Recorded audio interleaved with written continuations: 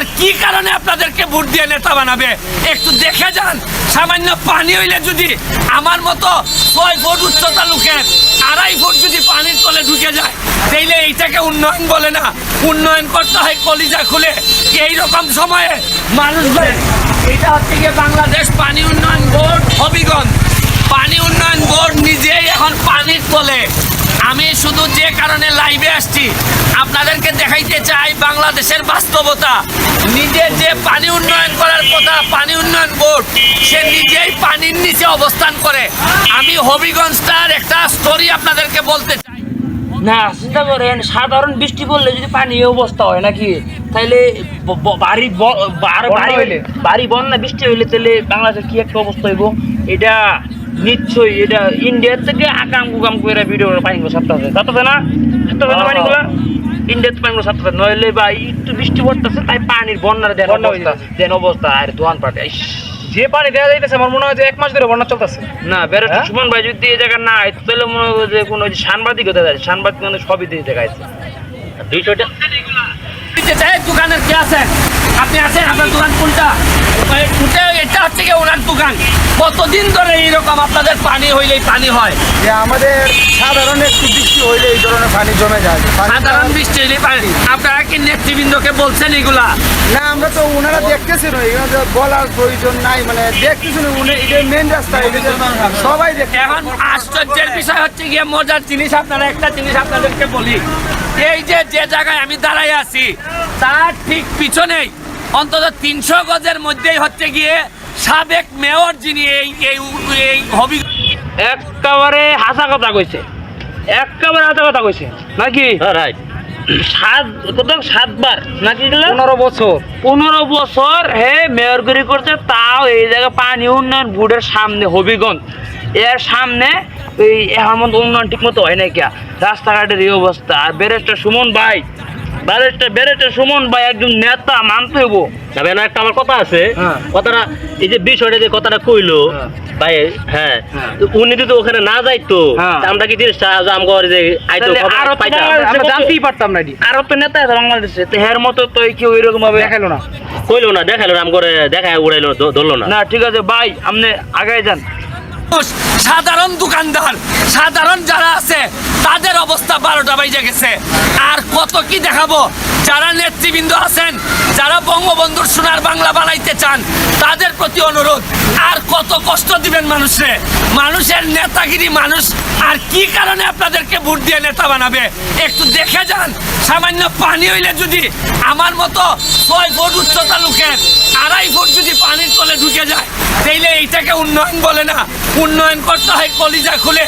এইরকম সময়ে মানুষগুলা দেখেন কি কষ্ট করতেছে। আপনারা দেখেন এই মহিলা শপিং করতে আইছে, ঈদের বাজার করতে আসছে, তার অবস্থা দেখেন, ভিজে কি অবস্থা হয়েছে। ঠিকই তো কইছে ডিসি সাহেবের 6 তলা 8 তলা বাড়ি আছে, হেন পানি উড়া তো কায়দা নাই কে। ডিসি সাহেব তো ভালোই আছে, ভালো আছে না? সুমন ভাই কইলে মনের দুঃখটা এই জায়গায় প্রকাশ করছে, তাই না? সুমন ভাই দুঃখটা সুমন ভাই খালি বললো যে কি, হ্যাঁ না ঠিক আছে, সুমন ভাই কথা ঠিক হয়েছে, হেন পানি উঠবো কেমন? হের তো ওই ইয়ার তো না কোনো দরকার নাকি, আওয়া দরকার আছে না? এনুকা সাধারণ মানুষ থাকবো, পানি উঠলে আমার কি, তাই না? সুমন ভাই একবারে কার কথা কইছে, নেতার ঠিক আছে। বিষয়টা দুঃখজনক এবং বছর ধরে যে সমস্যাগুলো, বিশেষ করে জলাবদ্ধতায় হবিগঞ্জের মানুষ চরম দুর্ভোগে। এর মধ্যেই দেখা যাচ্ছে যে বছর যারা জনপ্রতিনিধিরা আসেন, এই জনপ্রতিনিধিরা খালি ভোটের সময় সাধারণ পাবলিকের কাছে যে বলবে যে একটা মাত্র ভোট দেন আমাদেরকে, আমরা জলাবদ্ধতা নিরসন সহ সকল সমস্যার সমাধান করে দেব। কিন্তু দেখা যাচ্ছে তারা ভোট নিয়েই তারা তাদের মতন করে আখের গুছানো শুরু করেন, কিন্তু তারা আদৌ জনগণের পাশে দাঁড়ান না। জনগণের পাশে না দাঁড়িয়ে খালি এই যে আমাদের জাতির জনকের কন্যা প্রধানমন্ত্রী শেখ হাসিনা ডিজিটাল বাংলাদেশ গড়ার স্বপ্ন দেখতেছেন, কিন্তু দেখা গেছে এই স্বপ্নকে বাস্তবায়ন করার জন্য কোনো জনপ্রতিনিধি সঠিকভাবে তাদের আন্তরিকভাবে কাজ করছে না। একটা জিনিস খেয়াল করে দেখছেন যে বঙ্গবন্ধুর সোনার বাংলা বানানোর কথা, আর যারা দায়িত্ব আমরা নিছি তারা আমরা কিভাবে ব্যর্থ হচ্ছি।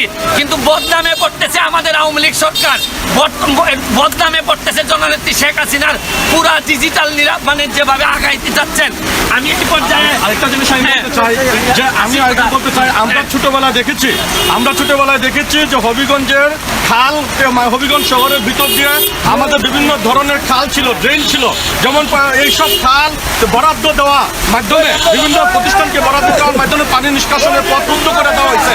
হবিগঞ্জ শহরে পৌরসভার ড্রেনগুলো সাধারণ পাবলিক প্রভাবশালীরা দখল করে নিচ্ছে, যে কারণে পৌরসভার মেয়র থেকে ধরে কোনো কমিশনাররাই তারা এই ড্রেনগুলো উদ্ধারের জন্য তারা কোনো চেষ্টা আপনি একটা করছেন না। জিনিস দেখছেন, মেইন কারণ বেরোয় আসছে।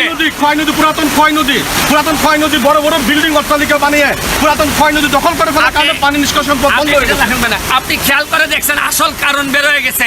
নেতারা যুগ যে সাজসে কর্তৃপক্ষের সাথে মিলে পুরাতন ক্ষয় হাজা কথা কইছে, খালি আওয়ামী লীগ করে আওয়ামী লীগ এরা ব্যবহার কইরা মানে নেতারা কিছু আছে, এটি যে কোন দেশের নেতা আপনি আল্লাহ জানে।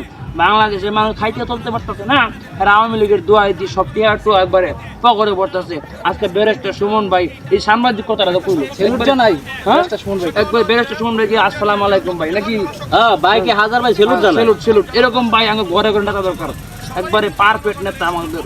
হ্যাঁ কিন্তু তারা কোনো কিছু করতে পারেন না পিছনে রশি টানাটানির কারণে, কারণ ওইসব যারা প্রশাসনের দখল করে রাখছে তাদের চাপের মুখে জেলা প্রশাসকরা তাদের মাস্টার প্ল্যান কোনো কিছু আলোর মুখ দেখতেছে না। আমি এই পর্যায়ে আপনারা লাইভ থেকে বিদায় নেওয়ার আগে শুধু এই কথাটা বলবো, আর কত সবাই চলেন, সবাই মিলেমিশে আপনাদের কাছে আল্লাহর হস্তে চাই, এইভাবে মানুষের নেতা হয়তো হবেন কিন্তু মানুষের দোয়া পাবেন না। এইরকম নেতা হওয়ার দরকার নাই যেখানে আপনি চলে যাওয়ার পর মানুষ আপনার পক্ষে কথা বলবে না। আমি লাইভ থেকে বিদায় নেওয়ার আগে আবার আপনারা সরেন, দেখাচ্ছি আপনাদের এইটুকু দেখাইয়া আপনাদের এখান থেকে আমি বিদায় নিব। দেখেন এই হচ্ছে কি আমাদের